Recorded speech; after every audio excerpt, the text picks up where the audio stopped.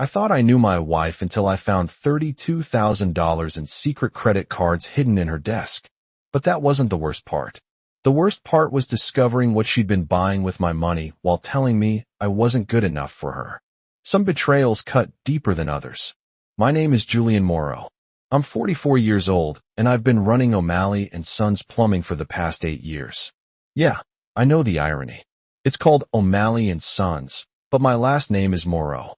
I bought the business from old Patrick O'Malley when he retired. Kept the name because it had a good reputation in town. That's how I think.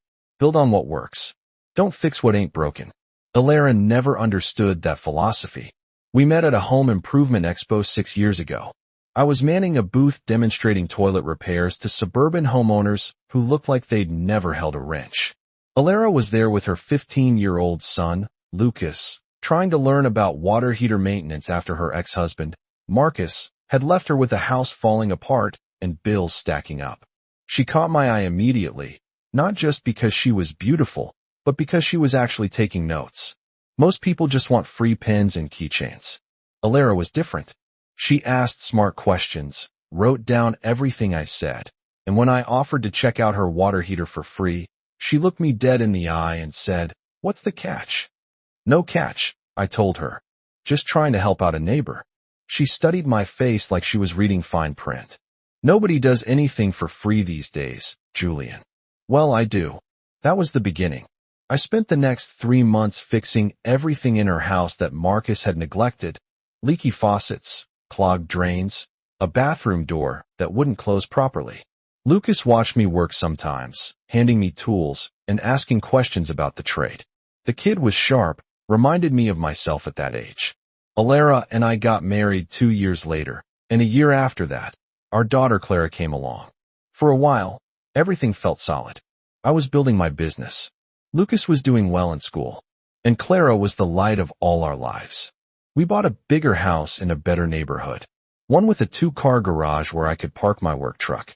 But somewhere along the way, Alara started changing. The way she'd introduced me at neighborhood barbecues as just a plumber. Like those 2 words explained everything anyone needed to know about me. How she'd get that pinched look around her mouth when Clara would proudly tell people her daddy fixes pipes. "Daddy's a businessman." Alara would correct her, but always sounded forced.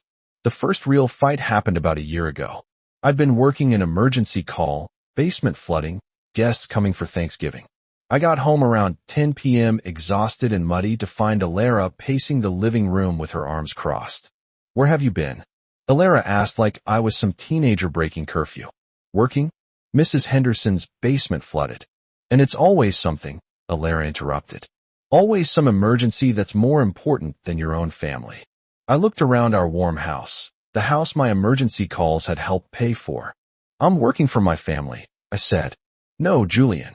You're working because it's easier than being here." That fight opened something between us that I couldn't seem to fix, no matter what tools I used. Alara started treating me like I was some kind of burden she had to carry instead of the man she'd chosen to marry. The little comments got sharper, more frequent. She'd roll her eyes when I'd tell Clara about fixing Mrs. Patterson's garbage disposal, or when Lucas asked me about joining the plumber's apprentice program at the community college. "Don't fill his head with that nonsense," Alara said one evening while I was helping Lucas with his math homework at the kitchen table. "He's smart enough for college, real college. What's wrong with learning a trade?" I asked, keeping my voice level. Clara was coloring nearby, and I didn't want her hearing us argue again. "Nothing. If that's all you're capable of," Alara replied, not even looking up from her phone. "But Lucas has options." Lucas shifted uncomfortably in his chair. The kid was caught in the middle, and I hated that Alara was putting him there. "There's good money in plumbing, Luke," I said. "Always will be. People always need water, and they always need someone who knows how to make it work, right? People also need doctors and lawyers and engineers," Alara shot back. "People who don't come home covered in other people's waste." That stung. I stood up slowly, closed Lucas's textbook, and looked at my wife. "You didn't seem to mind what I did when your pipes were busted, and Marcus wasn't around to fix them." Alara's face went red. "That was different. I didn't know you then. I didn't know what I was signing up for." Clara looked up from her coloring book, crayon frozen in her small hand. Daddy, why is Mommy mad at you? I knelt down beside her chair, smoothed her dark hair. Mommy's not mad, sweetheart. Sometimes grown-ups just see things differently. But Alara was mad. She was mad at me for being exactly what I'd always been, what she'd fallen in love with in the first place. Or maybe she'd never really fallen in love with me at all. Maybe she'd just fallen in love with the idea of being rescued. And now that she was safe and secure, she wanted something else, someone else. The distance between us grew wider over the next few months. She started going out more often. Girls' nights, work events, book club meetings that seemed to happen 3 times a week. I'd put Clara to bed and sit at the kitchen table with Lucas, helping him with homework or just talking about his day. The kid was a good student, but he was also dealing with his own struggles. His father, Marcus, had been calling more often, making promises about visits that never happened, and filling Lucas's head with stories about all the things they'd do together next time. He says he's got a new job in Denver. Lucas told me one night while I was fixing a loose cabinet hinge. Says I could come live with him for a while. See what it's like out there. I paused, screwdriver in hand. What do you think about that? Lucas shrugged, but I could see the conflict in his eyes. I don't know. He's my dad, you know, but he said stuff like this before. He has, I agreed. And you've got school here, friends. Clara would miss you. Something fierce. Mom says I should keep my options open. Of course she did. Alara had been encouraging Lucas to reconnect with Marcus, probably hoping it would solve her problem of having a stepson who actually liked his blue-collar stepfather. But I knew Marcus Rossi. I'd heard enough stories from Alara about his empty promises and disappearing acts. The man was a dreamer, not a doer, and Lucas deserved better than that. Alara's mother, Vivian, showed up unannounced on a Thursday evening, which should have been my first warning that trouble was coming. The woman had a talent for appearing whenever things were already tense, like she could smell dysfunction from 3 states away. She swept into our house with her usual air of superiority, kissing Alara on both cheeks like they were European royalty instead of middle-class Americans from the Midwest. Julian, she said, giving me the kind of handshake you'd give a stranger at a funeral. Still getting your hands dirty for a living, I see. I wiped my palms on my jeans. Clean palms since I just got home and washed up. But Vivian always made me feel like I was covered in grime. Evening, Vivian. How was the drive? Long, she said, settling into our good chair like she owned it. But I wanted to see my granddaughter. Clara, come give Grammy a hug. Clara ran over all smiles and excitement. At 9 years old, she didn't pick up on the undercurrents yet. She didn't notice how her grandmother's eyes went cold whenever they landed on me. Vivian had never approved of Alara marrying a plumber, and she made sure I knew it every chance she got. Alara tells me business has been slow, Vivian said. While we ate dinner. It wasn't true. Business had been steady, but Alara had been complaining about money lately, mostly because she wanted to renovate the kitchen, and I'd said we needed to wait until next year. Business is fine, I said, cutting Clara's chicken into smaller pieces. We're doing well. Well enough to give my daughter the life she deserves. The question hung in the air like smoke. Lucas looked uncomfortable, picking at his mashed potatoes. Alara stared at her plate, not defending me, not correcting her mother's assumptions, just sitting there and letting Vivian take shots at the man who'd stepped up when Marcus left them high and dry. I think Alara can speak for herself about the life she has, I said, keeping my voice steady. Vivian's laugh was sharp as broken glass. Can she? Because from what I hear, she's been doing nothing but speaking for herself. And you've been too stubborn to listen. Mom, Alara said finally, but it was barely a whisper. What? It's true. Look at this house, Alara. Look at what you settled for. Your father and I didn't work 2 jobs to put you through college so you could end up married to a man who can't even provide basic security. That did it. I set down my fork and looked Vivian straight in the eye. This house is paid for, I said. My daughter has everything she needs. Lucas's college fund is fully funded. If that's not security, I don't know what is. Material things. Vivian waved her hand dismissively. What about social status? What about respect in the community? What about giving Alara the chance to be something more than a plumber's wife? There's nothing wrong with being a plumber's wife if the plumber treats his wife right. Vivian smiled, and it wasn't a nice smile. Treating someone right means recognizing when you're holding them back. Marcus Rossi showed up on a Saturday morning while I was teaching Clara how to change the oil in my truck. She was underneath with me holding the flashlight and asking a million questions about engines and maintenance when I heard his voice calling from the driveway. "Lucas, get out here, son. Your old man's back in town." I slid out from under the truck, wiping my hands on a rag. And there he was, Marcus Rossi, looking exactly like the kind of guy who'd abandoned his family. Expensive clothes that didn't quite hide the fact that he was soft around the middle, flashy watch that was probably fake, and that smile that had fooled Alara once upon a time. "Julian Moreau," Marcus said, walking over with his hand extended like we were old friends. "Good to see you, man. Taking care of my boy, I hear." I shook his hand, squeezing a little harder than necessary. "Lucas wasn't expecting you." "Surprise visits are the best kind," he said, but his eyes were already scanning the house, the garage, taking inventory of what I'd built. "Nice setup you got here. Lucas has been telling me all about it." Lucas came out of the house then, moving slow like he wasn't sure whether he was happy or worried to see his father. The kid had grown 3 inches since Marcus's last visit 2 years ago, filled out in the shoulders, started looking more like a man than a boy. "Dad," Lucas said, and I heard the uncertainty in his voice. "Look at you." Marcus pulled Lucas into a hug that lasted a beat too long, like he was performing for an audience. "You're huge, man. Where are you now?" 6 feet 2 inches. 6 feet 1 inch, Lucas said. "Close enough. You playing any sports? Football? Basketball? I bet you're killing it with the girls." I watched Lucas's face, saw how he wanted his father's approval, but didn't know how to respond to questions about a life Marcus had never bothered to be part of. Clara came out from under the truck, grease smudged on her cheek, and Marcus's attention shifted to her. "And who's this little grease monkey?" Marcus asked. "That's Clara," Lucas said. "Julian's daughter." "Our daughter," I corrected quietly, but Marcus heard me. "Right? Family man now, huh, Julian? That's good. Kids need stability."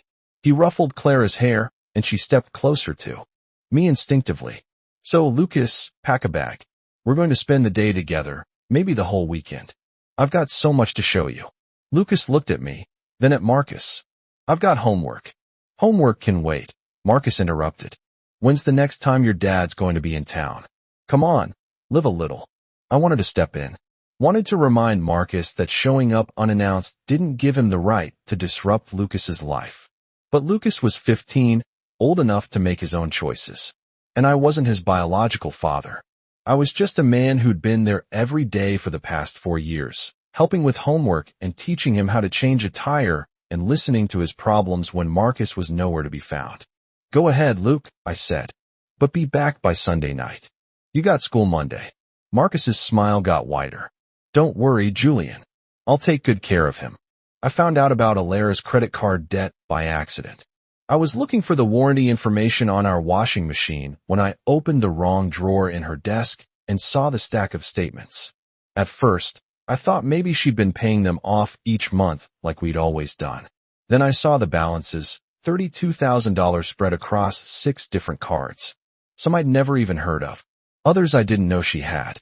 The minimum payments alone were more than our monthly grocery budget. And the interest rates made my head spin. I sat there staring at the numbers, trying to figure out how this had happened without me knowing. The purchases were all over the map. Clothing, jewelry, spa treatments, expensive dinners at restaurants I'd never been to.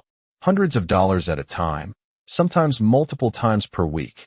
While I was working 60-hour weeks to keep our business growing, Alara had been spending money we didn't have on a lifestyle I couldn't afford. I confronted her that evening after Clara was in bed and Lucas was upstairs doing homework. I spread the statements on the kitchen table like evidence in a courtroom. "Explain these," I asked. Alara looked at the papers, then at me, and I saw something flicker across her face. Not shame, not regret, but defiance. "I needed things," she said. Clara needed things. The house needed things. Clara needed $300 shoes. Those were for me. I work hard, Julian. I deserve to have nice things sometimes. I picked up one of the statements, pointed to a charge for $800 at some boutique I'd never heard of. This was last Tuesday. You told me you were at book club. I was. Afterward, I went shopping. With money we don't have. Alara crossed her arms. We have money. Your business is doing fine. My business pays for this house, Lucas's college fund, Clara's school clothes, groceries, utilities, insurance. It doesn't pay for you to pretend you're married to someone making twice what I make.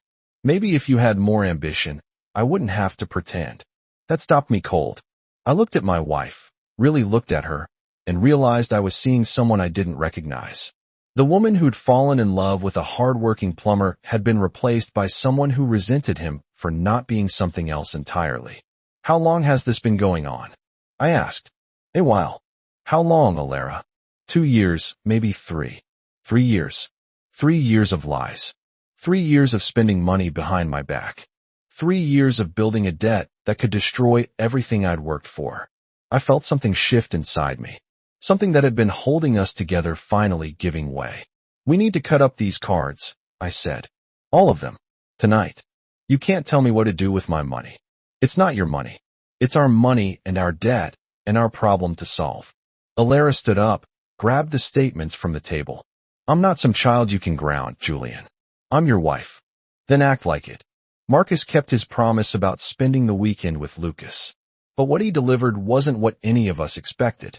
He picked Lucas up Saturday morning in a rented Mustang convertible. Bright red, loud exhaust, the kind of car designed to get attention, rather than get anywhere useful. Check this out, son, Marcus said, revving the engine in our driveway. Nothing but the best for my boy. Lucas looked impressed despite himself. 15-year-old boys are hardwired to appreciate flashy cars, and Marcus knew exactly which buttons to push. They roared off in a cloud of exhaust and burnt rubber, leaving me standing in the driveway feeling like I'd just been shown up by a man who couldn't even remember his son's birthday most years. They didn't come back Saturday night or Sunday morning. By Sunday afternoon, I was ready to call the police, but Alara convinced me to wait. Marcus is his father, she said. He has rights. Lucas finally walked through our front door Sunday night around 10 o'clock, looking like he'd been through a blender. His clothes were wrinkled, his hair was messy, and his eyes had that particular glassy look that comes from staying up too late and eating nothing but junk food. Where have you been? I asked. Vegas, Lucas said like it was the most normal thing in the world. Vegas? You're 15 years old. Dad wanted to show me the city. We stayed at the Bellagio. It was incredible. I looked at Alara, who was standing in the kitchen doorway with her arms crossed. She didn't look surprised, which told me she'd known about this little adventure and hadn't bothered to mention it to me. Lucas, you have school tomorrow, I said. I know. Dad drove all night to get me back. And where is your father now? Lucas shrugged. He dropped me off and left. Said he had to catch a flight back to Denver. Of course he did. Marcus had swooped in, played the fun parent for 48 hours, and disappeared again, leaving me to deal with the aftermath. Lucas spent the next week walking around like he'd seen heaven, and couldn't understand why the rest of us were content living on Earth. Dad says I should come live with him. Lucas mentioned Wednesday night, while I was helping him catch up on the homework he missed. Oh yeah? And what do you think about that? I don't know. Denver's pretty cool. Dad's got this amazing apartment, and there's skiing and mountain biking and all kinds of stuff to do. What about school? Your friends here? Lucas shrugged. Dad says I can finish high school there. Says the schools are better anyway. I set down my pencil. Looked at this kid I've been raising for 4 years. Lucas, your dad's a good man, but he's not the most reliable guy in the world. You know that, right? He's changed, Lucas said defensively. He's got a good job now and a nice place to live. He's got his act together. Maybe he does. But even if that's true, you got a life here. You've got friends, activities, people who care about you. Like who? The question hit me harder than it should have. Lucas had some friends at school, but he wasn't Mr. Popular. He was a quiet kid, thoughtful, the kind of teenager who preferred reading to partying. Alara had never been particularly warm with him, and her mother Vivian treated him like he was taking up space that belonged to someone else like me. I care about you, Luke, I said finally. I know I'm not your biological father, but you're important to me. You matter. Lucas looked at me for a long moment. But you're not my real dad. No, I admitted. I'm not, but I'm the one who's been here. Alara didn't come home until almost midnight. I was sitting at the kitchen table going through the credit card statements again, trying to figure out how we were going to dig ourselves out of this hole she created. When she walked in, I smelled wine on her breath and saw that defiant look in her eyes that had become all too familiar. We need to talk about this debt, I said without looking up. I don't want to talk about it tonight, Julian. When do you want to talk about it? When the bank forecloses on our house. Alara dropped her purse on the counter with a loud thud. Don't be so dramatic. Dramatic? I stood up holding one of the statements. Alara, we're talking about $32,000. That's more than I made my first 3 years running this business. Maybe that's the problem, she said, kicking off her heels. Maybe you're not making enough. Or maybe you're spending too much. We stared at each other across the kitchen, and I saw something in her face that made my blood run cold. She wasn't sorry. She wasn't embarrassed. She was angry at me for discovering her secret. I regret every day with you, Alara said, her voice low and bitter. Every single day of this small, pathetic life you've trapped me in. The words hit me like a physical blow. I reached into my pocket, pulled out my wedding ring, and set it on the kitchen counter between us. Then, let this be the last one, I said. Alara's eyes widened for the first time in months. She looked genuinely surprised. Julian, I didn't mean. Yes, you did. I walked toward the door, then stopped and turned back. Pack your things, Alara. I want you out of my house by the end of the week. You can't kick me out. I'm your wife. Not anymore. I went upstairs to check on Clara, who was sleeping peacefully in her bed, completely unaware that her world was about to change. Lucas's room was empty. He was still at Marcus's place, probably being filled with more stories about the exciting life waiting for him in Denver. I sat on the edge of Clara's bed, watching her sleep, and made a promise to myself. Whatever happened with Alara, whatever happened with Lucas, I wouldn't let this destroy my daughter. She deserved better than growing up in a house full of resentment and lies. The next morning, Alara was gone. No note, no explanation, just an empty closet and a bathroom counter cleared of all her things. I found Clara sitting at the kitchen table staring at the spot where her mother usually sat with the morning coffee. Where's Mommy? Clara asked. I sat down beside her, took her small hand in mine. Mommy had to go away for a while, sweetheart. Is she coming back? I looked into my daughter's trusting eyes and realized I didn't know how to answer that question. I don't know, Clara, but you know what I do know? What? That I love you more than anything in this world. And no matter what happens, that's never going to change. Clara nodded solemnly, then climbed into my lap for a hug that lasted longer than usual. A week after Alara left, Sophie Chevalier called me. I almost didn't pick up. Alara's friends had been calling all week. Some to check on me. Others to tell me what a terrible husband I was for abandoning my wife. But something made me answer this time. Julian, it's Sophie, she said, her voice soft and hesitant. I know this is probably the last thing you want to deal with right now, but I need to tell you something. Sophie Chevalier had been Alara's best friend since college.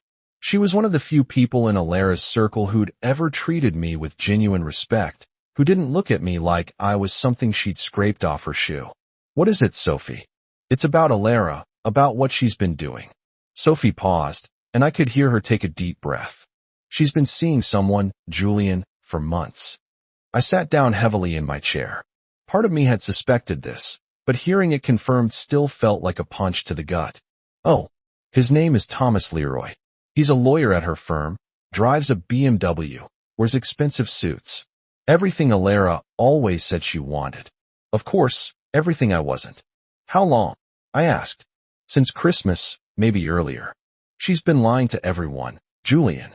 All those book club meetings, girls' nights out. Half of them never happened. Why are you telling me this? Sophie was quiet for a moment. Because you deserve better than what she gave you. Because you're a good man. And good men shouldn't be made to feel like they're not enough when the problem was never with them in the first place.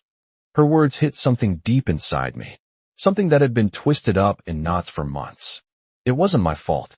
The debt, the lies, the constant criticism. None of it was because I wasn't good enough. It was because Alara had chosen someone else. There's something else, Sophie said. I've been watching how she's treated you, how she talks about you when you're not around. It's not right, Julian. A wife should support her husband, not tear him down every chance she gets. I appreciate you calling, Sophie. I hope you find someone who sees your worth, she said quietly. Someone who appreciates what you have to offer instead of resenting you for it. After we hung up, I sat in my quiet kitchen thinking about Sophie's words. For the first time in months, I didn't feel like a failure. I felt like a man who'd been married to the wrong woman, who'd given his best to someone who couldn't see it. Clara came downstairs then, her hair messy from sleep, and climbed in my lap without a word. Are you sad, Daddy? She asked. A little, I said honestly. But I'm also relieved. What's relieved mean? It means sometimes when something bad ends, you feel better even though you're sad.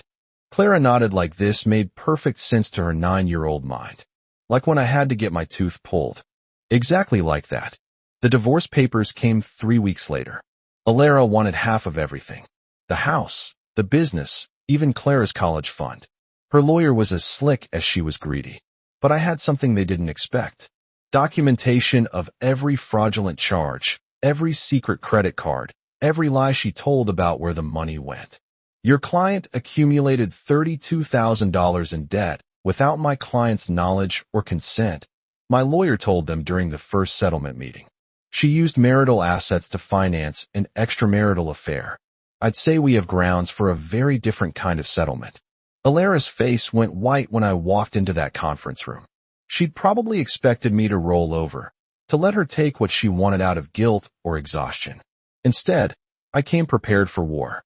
Julian, please, she said when we broke for lunch. Don't do this. Think about Clara. I'm thinking about Clara, I said. I'm thinking about how she deserves a father who doesn't let people walk all over him, who stands up for what's right. Lucas had made a choice, too. Marcus's promises about Denver had evaporated when his big job turned out to be another get-rich-quick scheme that fell apart within a month. The kid came back from Colorado with his tail between his legs, asking if he could move back home. Of course you can, I told him. But we need to get some things straight. I'm not your biological father, but this is your home as long as you want it to be. Lucas nodded, his eyes serious. I know you're not my real dad, but you're the one who's been here. That counts for something. Clara adapted better than I expected. Kids are resilient that way. She missed her mother, but she didn't miss the constant tension, the fights, the walking on eggshells. Our house felt peaceful for the first time in years. Daddy, is Sophie going to be my new mommy? Clara asked one evening while we were making dinner together. Sophie had been spending more time at the house, helping with Clara, bringing groceries, just being present in ways Alara never had. It wasn't romantic. Not yet. But there was something growing between us. Something based on respect and genuine care. I don't know, sweetheart. Would you like that? Clara considered this seriously. I think so. She's nice to me, and she's nice to you too. Out of the mouth of babes. The settlement was finalized 6 months later. Alara got less than she wanted, but more than she deserved. The important thing was that Clara stayed with me.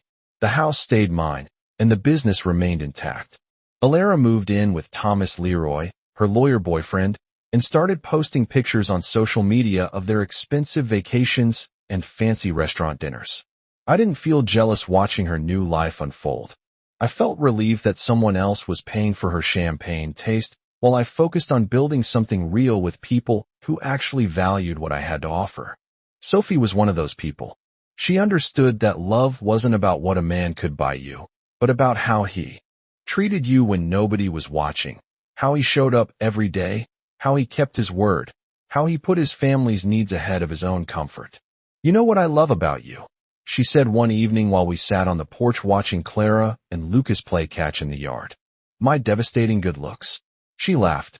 Your hands. They're working hands. Honest hands. They build things instead of just taking them.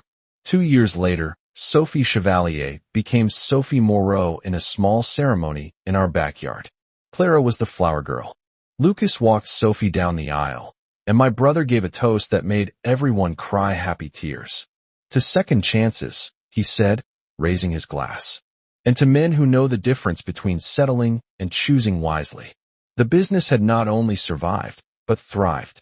Word gets around in small towns, and people respect a man who stands up for himself without being cruel about it. My customer base grew. I hired 2 more employees, and we expanded into emergency services that kept the phone ringing around the clock. Lucas graduated high school with honors and decided to attend a local community college while working part-time for me. He discovered he had a natural talent for plumbing, and more importantly, he liked the work. It's honest work, he said, echoing something I told him years ago. There's satisfaction in fixing something that's broken. Mark is still called occasionally, full of new schemes and grand plans. But Lucas had learned to see through the shiny veneer to the hollow promises underneath. Blood might be thicker than water, but presence is thicker than blood. Clara was 11 now, confident and happy in ways she'd never been when Alara was around. She helped me in the shop sometimes, learning to organize tools and inventory, showing the same practical intelligence that had made me fall in love with her mother once upon a time. "Daddy, do you ever miss Mommy?" she asked one Saturday while we were working on a sink installation together. I considered the question carefully. "I miss who I thought she was," I said finally. "But I don't miss who she actually turned out to be." "That makes sense," Clara said like she was 40 instead of 11. Sophie had brought her own strength to our family. She didn't try to replace Alara or compete with her memory. She just showed up every day, steady and reliable, proving through actions rather than words that she was in it for the long haul. "You know what the difference is between you and Alara?" I asked her one night as we cleaned up after dinner. "What?" "You see who I am instead of who you wish I could be." She smiled, kissed my cheek. "That's because who you are is enough, Julian. More than enough." The house Alara had complained about for years became a home again. The business she'd resented became something I was proud to pass down to my children. The life she called small became something worth celebrating every single day.